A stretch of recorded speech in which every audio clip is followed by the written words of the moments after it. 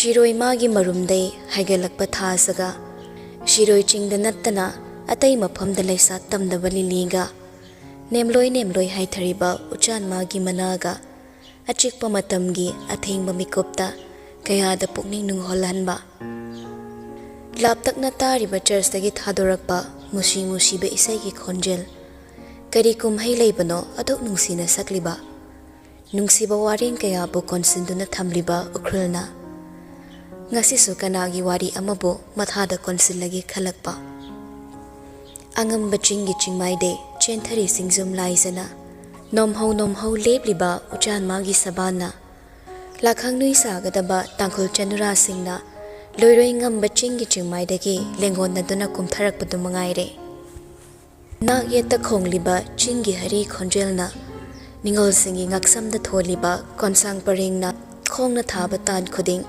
konsang paring thengaina bagi nungsiba khonjel namma oire chiklebo khrolgi tampakta yata dunaso tungkul tan bangamdraba atheng bagi matamda ningsinglai akanba wahaising barton du makhutta namduna pisilai amuk swai makhau pongladuna kayara khana haikre adubu ngasi sung haigani nangna konungda khong tarakhidaba se punsi chupagi oyo hayeng egi wari potni masi khakta buloirabadi leba pungsaw thilani lohongbagi barton chatlani nangi nasakto yamungi mangda amuk hana uttuna yamungi pokningda khudum channa bohnagano makhutta namdana pisilakliba bartondo tonda amuk hana pahenna bohne nupitu laude adubu makhut muktana namdana pahelle hai ilem lemna mapuroiba oigadoraba kanagumbi amagidamak wazaba loinabi amani khanduna nangbu yengduna hairi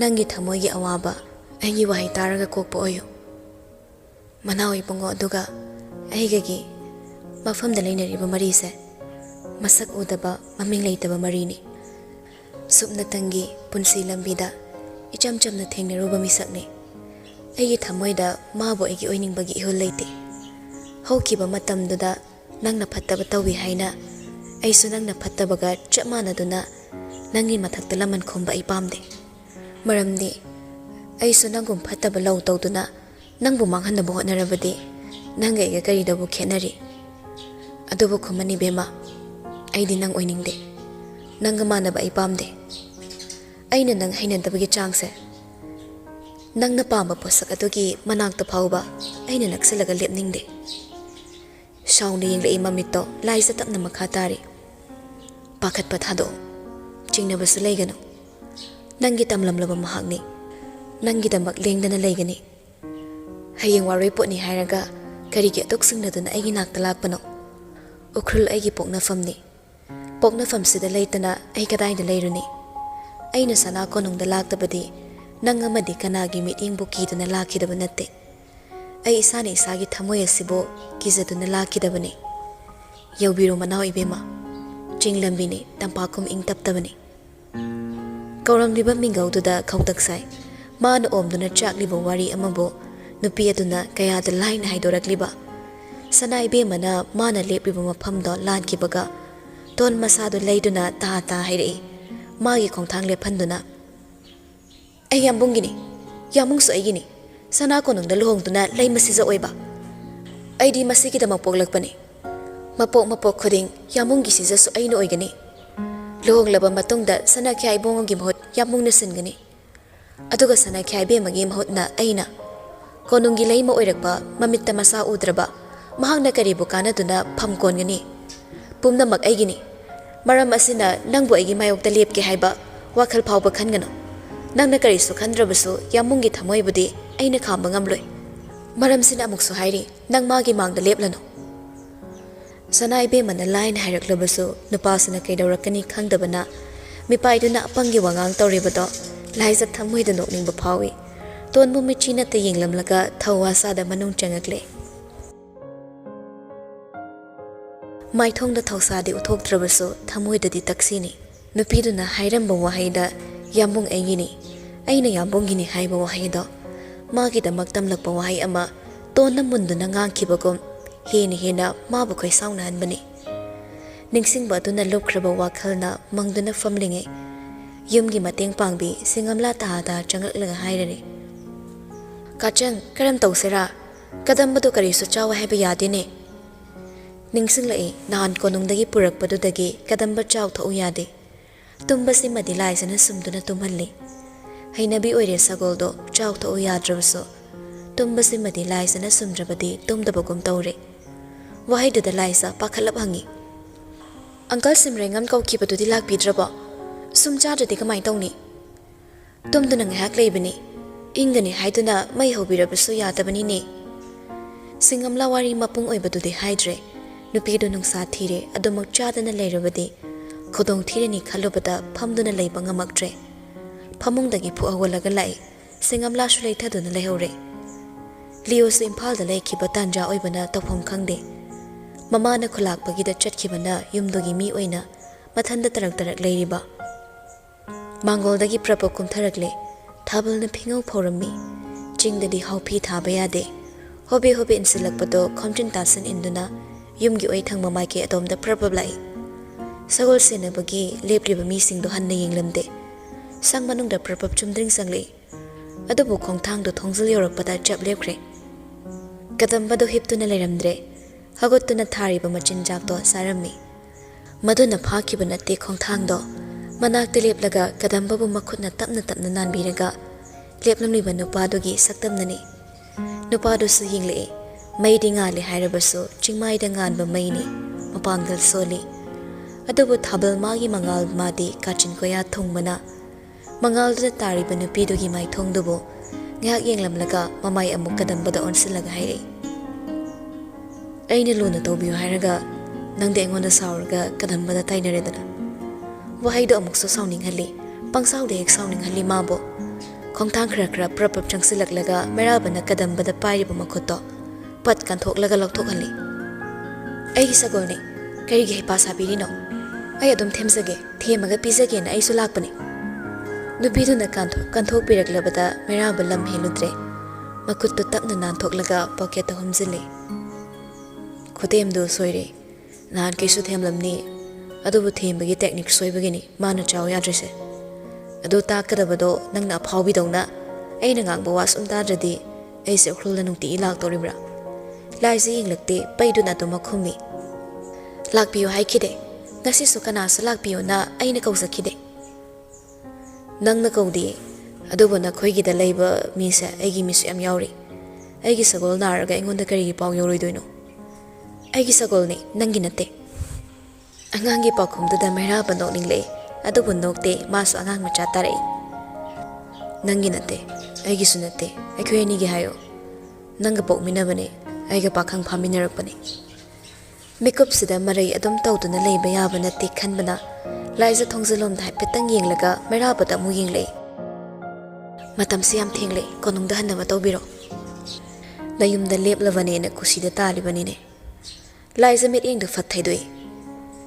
Ima halaklani khulakpagida hayeng thoram amalei adugi chatkibane ima laaga manaw ibungo uradi yararoi karigino ayuba yaroi duise nana zazat haishilaga aise mina ubada nungsidana matawbagira nupido khaita usawatna yenglei nasana phatraga misuloi pharammo haiba wakhalda thadokpiyo ai manaw ibungo gi miwaga ngangba sangde madogi matam leite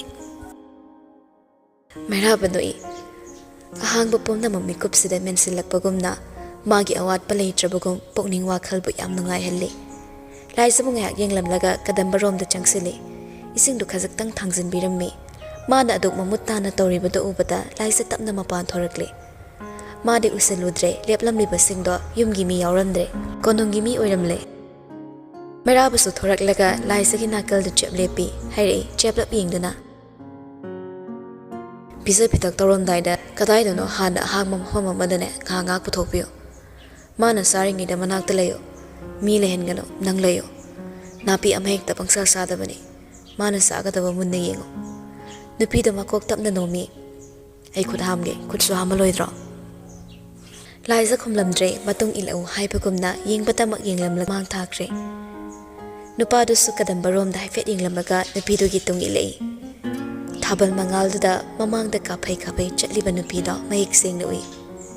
ningsengi yum oibana akoiba nak yet na labaso chingmaini nak yet uchane koi na hobani tung induna lakpana yaurakle imung phauduna lakte maningda koiraga lai nunggi sapo kharung manbaduda haplaga thamlib isingdo una saba konma magduna isingkalaga manakta changle saponi manungda leibane sida hamgero manung changira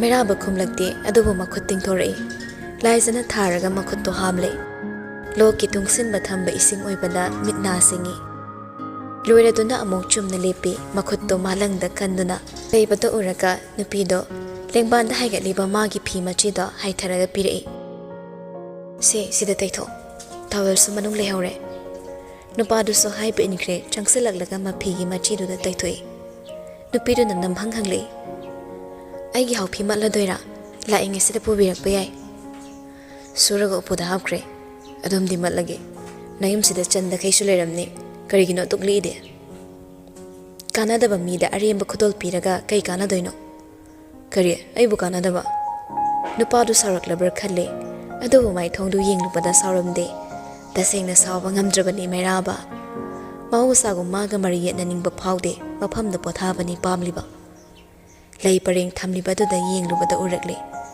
kabok lei sidi fasana saledana wahai du da nupi du su yengloi mamana thaba kabok lei ni tekthaba makhai pale matau du da karigumba ama ningsinglaktuna laisa kabok lei makhongda prapap changsilaga ama phattalaga mairabada leplibadu tana laktana langsile nupa du su khangbai kaibo oi aikhoi gi di hek pa ya balai ni madu hek lubagi manoi bungobo ahing bachingmai sada ahing lelaloi ningsing la ima so nupi du gi saududa hairi tapthana ima sina tharambani chama pomlu so amakhak tarak karak salambada ima do yam penjabani amado hek laga imana laida katbani adubu konungi makhut lengma mi singna ima utrungi heklambado yam sawbani amuktang satpase magi saru oisanona aina mi hekandabani laisa khumlaktre icham chamda tahairaga meramba mama ningsing hanaba maram ama ohenbado nungai sade ngasi sunupado magi awabo warida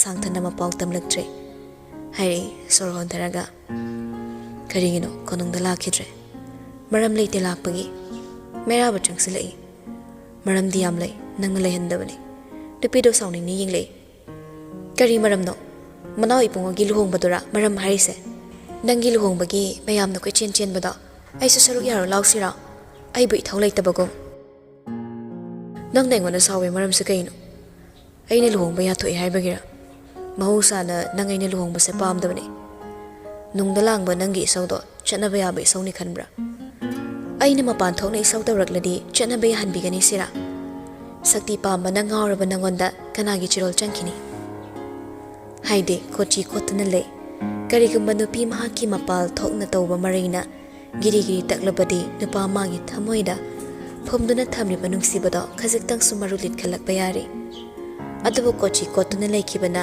haire inupa duso mabu langtakna na yenglaga aina ngasi khrola lagri busiso kadamba khaktagi lakpani khanbra khumlakte nupido mai phabo onsilakte aina kari haiki siroi lili udrabadi aide hing tumba yade haikibana natra mafam sida lili leite lili di chingdol da satpane chingdol yauba ngamloidaba manoi bungogi khongchatna lili bu pamba paksade chingdol da satpa lili khaktana lili ra chingmai da satpa nangbudi lili natte haiba yabra nangsu lili ni marol thokpa lili nangbu ningduna lakpani haiba phauba golai kaya thektuna hairi mabu ningduna laklabasu pingzaro haiduna noktun utpa ngamdrama mai thongdo leithokla khumlei ngasi waroi pot natra sidagi di lapna chathau pirano konungda lao lohongbasi nangsu yawrla hanamukti nupido khongjal wangda lauri nangi lohongbado ayengu sira nangna toppa kanada kondo hoklaga punsile pursembado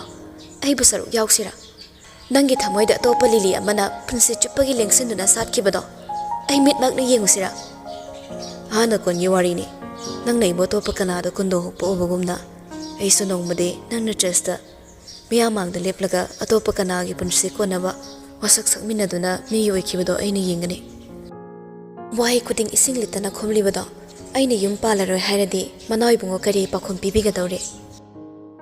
ꯀꯔꯤ ꯃꯔꯩꯅꯣ ꯌꯦꯠꯅꯔꯤꯕ? ꯀꯗꯣꯝꯗꯒꯤ ꯍꯧꯔꯛꯄ ꯏꯍꯨꯜꯅꯅꯣ ꯃꯤꯒꯤ ꯑꯣꯏꯈ꯭ꯔꯅꯤ ꯈꯟꯕꯗ ꯑꯃꯅ ꯑꯃꯕꯨ ꯑꯁꯨꯛ ꯄꯥꯝꯃꯨꯔꯛꯄ? ꯑꯀꯣꯟꯕ ꯋꯥꯍꯩꯗꯨꯗ ꯃꯩꯔꯥꯕꯁꯅꯥ ꯏꯕꯦꯝꯃꯗꯣ ꯂꯨꯊꯅ ꯌꯦꯡꯂꯛꯏ, ꯈꯨꯝꯂꯛꯏ ꯑꯃꯨꯛꯁꯨ ꯂꯥꯏꯊꯣꯛꯅ꯫ ꯑꯣꯏꯕ ꯌꯥꯔꯣꯏꯗꯕ ꯋꯥ ꯉꯥꯡꯒꯅꯣ꯫ ꯀꯥꯟꯅꯗꯕ ꯋꯥꯍꯩꯗꯨꯒꯤ ꯄꯥꯎꯈꯨꯝ ꯄꯤꯔꯒ ꯀꯥꯟꯅꯐꯝ ꯈꯪꯗꯅ ꯃꯥꯡꯈꯤꯗꯧ ꯁꯔꯨꯛ ꯈꯨꯝꯗꯕꯅ ꯍꯦꯟꯅ ꯐꯩ꯫ ꯄꯥꯜꯂꯤꯕ ꯃꯥꯏꯊꯣꯡ ꯃꯥꯟꯅꯗꯕꯒꯨꯝ ꯈꯜꯂꯤꯕ ꯋꯥꯈꯜꯁꯨ ꯃꯥꯟꯅꯗꯦ꯫ ꯄꯦꯟꯊꯣꯛꯄ ꯍꯩꯇꯕ ꯅꯍꯥꯛꯀ ꯄꯦꯟꯊꯣꯛꯄ ꯍꯩꯕ ꯑꯩꯒ ꯀꯔꯝ ꯃꯥꯟꯅꯒꯅꯤ? ꯁꯅꯥ ꯀꯣꯅꯨꯡꯗ ꯄꯣꯛꯂꯕ ꯁꯅꯥ ꯏꯕꯨꯡꯉꯣ, ꯅꯤꯡꯊꯦꯝ ꯃꯆꯥꯒꯤ ꯑꯗꯨꯛ ꯅꯨꯡꯉꯥꯏꯕ ꯄꯨꯟꯁꯤ ꯃꯔꯦꯜꯗꯨꯗ ꯍꯤꯡꯂ ꯐꯥꯎꯕ ꯄꯦꯟꯊꯣꯛꯄ ꯉꯝꯗꯅ ꯑꯍꯦꯟꯕ ꯑꯣꯏꯖꯕꯒꯤꯗꯃꯛ ꯅꯪꯗꯤ ꯄꯥꯝꯕꯣꯝ ꯇꯤꯡꯂꯤ꯫ ꯍꯧꯈꯤꯕ ꯄꯨꯟꯁꯤꯁꯨ, ꯍꯧꯖꯤꯛ ꯍꯤꯡꯂꯤꯕ ꯄꯨꯟꯁꯤ ꯑꯁꯤꯗꯁꯨ ꯑꯩꯗꯤ ꯑꯄꯦꯟꯕ ꯍꯥꯏꯕꯗꯣ ꯑꯣꯏꯔꯦ꯫ ꯅꯦꯝꯂꯣꯏ ꯉꯝꯕ ꯆꯤꯡꯃꯥꯏꯁꯤꯗ ꯁꯥꯔꯤꯕ ꯑꯩꯒꯤ ꯌꯨꯝ, ꯌꯥꯍꯧꯔꯛꯄ ꯃꯇꯝꯗ ꯃꯤꯠꯃꯥꯡꯗ ꯂꯦꯞꯂꯝꯕ ꯆꯤꯡꯁꯥꯡ ꯄꯔꯦꯡ, ꯏꯃꯥ ꯏꯕꯨꯡ ꯑꯅꯤꯒꯤ ꯃꯤꯅꯨꯡꯁꯤ ꯃꯈꯥꯗ ꯂꯩꯖꯕ ꯈꯔꯁꯤꯅ ꯑꯩ ꯄꯦꯟꯊꯣꯛꯄ ꯉꯝꯃꯤ꯫ ꯋꯥꯍꯩꯁꯤꯡꯗꯨ ꯍꯥꯏꯔꯝꯂꯒ ꯃꯥꯕꯨ ꯌꯦꯡꯂꯛꯇꯨꯅ ꯃꯈꯥ ꯇꯥꯏ꯫ ꯑꯗꯨꯒ ꯅꯨꯡꯁꯤꯕꯁꯨ ꯏꯁꯥ ꯐꯥꯎꯕ ꯇꯥꯛꯂꯝꯗ ꯒ꯭ꯌꯥꯟ ꯇꯥꯔꯛꯄꯗ ꯂꯣꯟꯅ ꯊꯃꯣꯏꯗ ꯃꯃꯤ ꯇꯥꯔꯝꯂꯕ ꯃꯃꯤꯡ ꯂꯩꯇꯕ ꯃꯁꯛ ꯂꯦꯞꯇꯕ ꯅꯨꯡꯁꯤꯕ ꯑꯁꯤꯅ ꯑꯩꯒꯤ ꯑꯄꯦꯟꯕ ꯑꯣꯏꯔꯦ꯫ ꯑꯁꯨꯛ ꯃꯒꯨꯟ ꯂꯩꯕ ꯅꯨꯡꯁꯤꯕ ꯑꯃꯕꯨ ꯑꯩꯒꯤ ꯑꯣꯏꯅ ꯇꯝꯕꯤꯔꯝꯗ꯭ꯔꯒ ꯀꯔꯤꯒꯤ ꯑꯩꯅ ꯅꯨꯡꯁꯤ ꯂꯝꯕꯤ ꯆꯪꯗꯨꯅ ꯂꯝꯂꯥꯟꯕ ꯀꯅꯥꯒ ꯋꯥꯁꯛꯃꯤꯟꯅꯒꯅꯤ? ꯍꯥꯏꯔꯤꯕꯁꯤꯅꯤ ꯑꯩꯗꯤ ꯌꯨꯝ ꯄꯥꯜꯂꯔꯣꯏ꯫ ꯅꯪꯒꯤ ꯋꯥꯈꯜꯗꯣ ꯑꯁꯣꯏꯕ ꯋꯥꯈꯜ ꯀꯧꯏ, ꯁꯣꯏꯅꯥꯏꯕ ꯋꯥꯈꯜ꯫ ꯅꯨꯡꯁꯤꯕꯕꯨ ꯂꯥꯏꯕꯛꯇ ꯇꯝꯂꯛꯄ ꯑꯗꯨ ꯈꯛꯅ ꯂꯦꯞꯀꯗ꯭ꯔꯣ? ꯍꯔꯥꯎ ꯍꯔꯥꯎ ꯊꯨꯡꯅꯈꯤꯕꯁꯤ ꯈꯛꯇꯅ ꯅꯨꯡꯁꯤꯕꯅꯤ ꯁꯤꯔꯥ? ꯂꯥꯞꯅꯈꯤꯕ ꯃꯈꯣꯏꯗꯤ ꯅꯨꯡꯁꯤꯕ ꯅꯠꯇꯦ ꯍꯥꯏꯕ ꯌꯥꯕ꯭ꯔꯥ?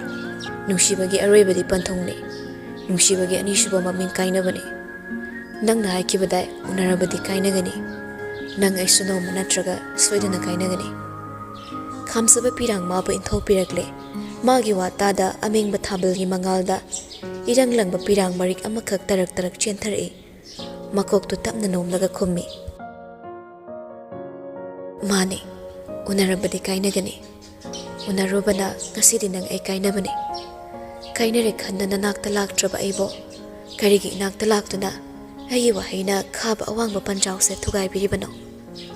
ꯅꯪ ꯅꯨꯡꯁꯤꯕ ꯍꯩ, ꯅꯨꯡꯁꯤꯕꯗ ꯉꯥꯎꯔꯤꯕꯗꯤ ꯑꯩ ꯅꯠꯇꯦ, ꯌꯥꯝꯕꯨꯡꯅꯤ꯫ ꯁꯨꯞꯅꯇꯒꯤ ꯅꯁꯥꯅ ꯅꯁꯥꯕꯨ ꯅꯨꯡꯁꯤꯕꯗ ꯉꯥꯎꯔꯦ ꯈꯪꯖꯗꯕꯅꯤ꯫ ꯈꯨꯝꯕ ꯉꯝꯗꯦ ꯄꯥꯎꯈꯨꯝ ꯋꯥꯠꯇꯕ ꯃꯍꯥꯛ ꯃꯇꯥꯡꯁꯤꯗ ꯈꯨꯝꯕ ꯉꯝꯗ꯭ꯔꯦ꯫ ꯂꯨꯔꯕ ꯄꯤꯔꯥꯡ ꯃꯔꯤꯛꯇꯣ ꯇꯞꯅ ꯇꯩꯊꯣꯛꯂꯒ ꯃꯈꯥ ꯇꯥꯔꯛꯏ ꯑꯔꯣꯏꯕ ꯑꯣꯏꯅ,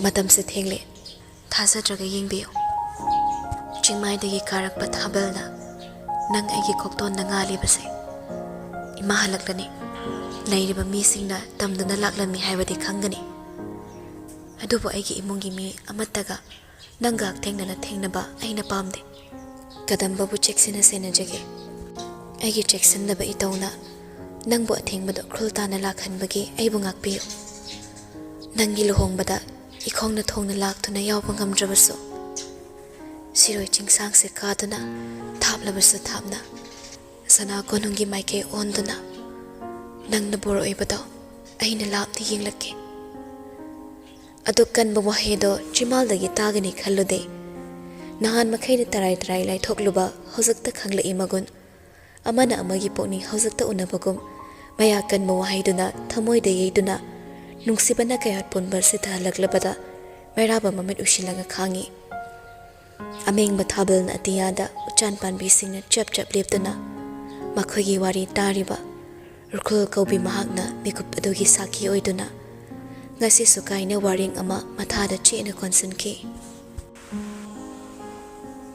ꯃꯅꯥꯛꯇꯒꯤ ꯂꯥꯞꯈꯤꯗꯧꯔꯦ ꯈꯪꯕꯅ ꯃꯍꯧꯁꯥꯒꯨꯝ ꯃꯩꯔꯥꯕ ꯇꯊꯣꯠ ꯇꯊꯣꯠꯄ ꯃꯈꯨꯠ ꯃꯆꯥꯗꯣ ꯂꯥꯝꯂꯒ ꯇꯞꯅ ꯄꯥꯏꯔꯛꯏ꯫ ꯂꯩꯅꯗꯨꯅ ꯈꯜꯂꯝꯕ ꯋꯥꯈꯜꯅ ꯉꯁꯤꯁꯨ ꯉꯝꯈꯤꯗꯨꯅ ꯍꯥꯏꯔꯛꯏ, ꯋꯥ ꯑꯃ ꯍꯥꯏꯒꯦ, ꯇꯥꯈꯣ, ꯌꯥꯝ ꯃꯨꯟꯅ ꯇꯥꯈꯣ꯫ ꯈꯝꯂꯛꯇꯦ ꯅꯨꯄꯤꯗꯣ ꯃꯀꯣꯛ ꯇꯞꯅ ꯅꯣꯝꯃꯤ꯫ ꯆꯨꯝꯃꯤ, ꯏꯈꯨꯠꯃꯛꯅ ꯀꯨꯟꯗꯣ ꯍꯨꯛꯀꯅꯤ꯫ ꯄꯨꯟꯁꯤ ꯆꯨꯞꯄ ꯃꯥ ꯑꯩꯒꯤ ꯅꯥꯛꯇ ꯂꯩꯒꯅꯤ꯫ ꯑꯇꯣꯞꯄ ꯀꯅꯥ ꯑꯃꯒ ꯑꯩ ꯄꯨꯟꯁꯤ ꯂꯩꯄꯨꯜ ꯁꯦꯝꯒꯅꯤ꯫ ꯑꯗꯨꯕꯨ ꯊꯃꯣꯏꯗ ꯑꯇꯣꯞꯄ ꯂꯤꯂꯤ ꯑꯃ ꯂꯦꯡꯁꯤꯟꯗꯨꯅ ꯁꯥꯠꯈꯤꯒꯅꯤ ꯍꯥꯏꯕ ꯋꯥꯍꯩꯗꯨꯃꯗꯤ ꯍꯟꯗꯣꯛꯂꯝꯃꯨ꯫ ꯈꯟꯖꯥꯟꯅꯅ ꯌꯦꯡꯂꯛꯏ, ꯉꯥꯏꯔꯤ ꯃꯈꯥ ꯇꯥꯔꯛꯄ ꯋꯥꯍꯩ꯫ ꯃꯩꯔꯥꯕ ꯅꯣꯛꯅꯤꯡꯗꯅ ꯅꯣꯛꯂꯛꯏ, ꯆꯤꯝꯕꯥꯜ ꯈꯖꯤꯛ ꯂꯦꯡꯂꯒ꯫ ꯄ꯭ꯔꯤꯊꯤꯕꯤꯒꯤ ꯃꯐꯝ ꯑꯇꯩꯗ ꯁꯤꯔꯣꯏ ꯂꯤꯂꯤ ꯁꯥꯠꯇꯦ꯫ ꯁꯤꯔꯣꯏ ꯆꯤꯡꯗ ꯅꯠꯇꯅ ꯃꯥꯂꯦꯝꯒꯤ ꯃꯐꯝ ꯀꯩꯗ ꯂꯤꯂꯤꯅ ꯂꯩꯁꯥ ꯇꯝꯗꯦ꯫ Siroi chingsangsida nangna satuna lehoraga tamda leiba aigi sana konungda karamna lili satkani wahidumadi handoklamo lepliba khongpham chelaktre masa pumnamak chokthare mabu yenglamba mitsnaso tamna tamno ithaninglagle adubo mikupsina kari ahongbubu purakani china paisaliba magi makhutto ngasi somoktuna satoklaga hoi mai heramda mai leiduna chakhiya tawi Tanjato Magdadani, Mairabaga Lakminaba Nupa Ama, Hato Hato, Makwitam na Lakpado, Liza so, Chaplep Lagi, Nupado Yoxilakle, Chaplep Laga Mairabada, Bebar Lami, Aduga, Tahata Hiri. Yambo, Yamu Krul the Lake Kangmana, Sanakai Bemana, Ningsengi the Lai Lowiri, Kumani Bema the hospital the Bukale, Pibam Kralure. Ingaw Ngauri Wahidada, Loksan Bana, Wana Tui. Liza Pakalap Tona, Marabada Yingli. Nupadu Sumai Tongdi normal oramde. Adabu, Masamanak the Libliba Nupidu the Yingli. Pantaramdre. Matam the Sutingzilakpana, Manai Singaloinana, Ningsenda Gitoragle. Liza na Tongal Power Tindori, Tongal Wang with the Layriba, Chimai Matik to the Liplaga, Tabak Nairi. Lambida Jacksona Chatbio. Kumani Bemado, Krisha talked about Isano. Mairaba makok tapna noblami, loinarakpa singduga chumai da tapna kumthakre. Amuktang yinglamlabadi khan na Liza so, ujan makong da leplaga, langtakna na yinghawi. Asum lapkre. Ningay da na chatkibado. Aroibo ay na yinglamlaga, meeting thidokduna, thonggal da amuk changagle. Chingmay matik ang malantharakpaga, mairaba tung ondo na yinglay. Mawa yinglamgadra khan bani. Adobo maphamdo ihang hanglamle. Chaplep laga thonggal do da amuktang yinglam laga mai leiduna lakle.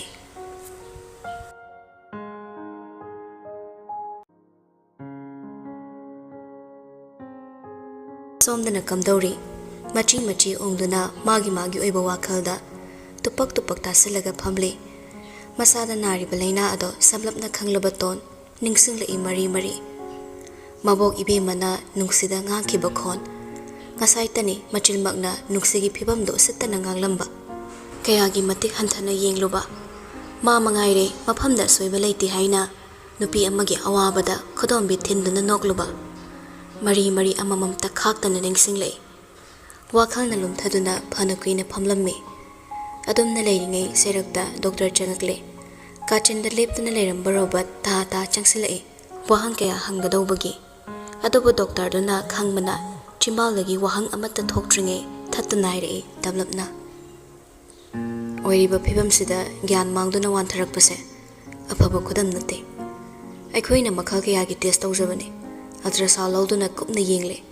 Khumani bemagi se athubada surgery tawduna uterus haibadi angang khawse. Lawtho hawdrabadi uterine cancer tabagi chang yam wangle. Lairiba apombasina maram oiraga menstruation matamda vaginal bleeding kahina tawramgani. Adubu matang matamna khangdawani. Wafam base kupna tanabiro. Ngasi hayeng khudakta lawtho awdrabadi uterine cancer takradi aikhoi upai tawba ngamjaroi. Sagatcharak basana kadaida. Napal kalduna ngangkibo wazaw. Ngasi di masak phawba ukidre. Khonjal thokna kapakle. Chimbaldadi wai amata thokidre. Makok paiduna laikhraba bhanu leima. Pendaba sawningba kayana charam phunkre. Hingba siba anigi mayayda leplaba ichela sibu lanthokduna chenbagi lambi leitraba Robert sor tapna wanthaduna hairi. Surgery-gidam sem sabiro. Ton Robert pu yinglei makok tapna haiduna. Mabu thembagumna awada saina marakta tapna noglei. Karisu tawroi haibagum themjinba minokna. Mayam adobo supna yingliba nungsi thamoygi apikpa ka amada tona phawramgadaba chaina aduna mabu yamna nungai handrabaso. Makeup asinagi chekhaira kadawba wari mayam asi magi kokthakta taraklani khangle. Mabu hanna phawba yingbiraktraba ningsanbu singnabada magi mi walaklani pakhalakle. Upai thiba horakle. Thirabadi fangani sukhalle. Tanjadada roomdada thamleba telephone do khingle. Nungsi changsilaga paikhalle. Tawraklibadu kananate merabani. Makhwangna thongna lakte telephone tawduna hangle. Kari oina ngamdabano.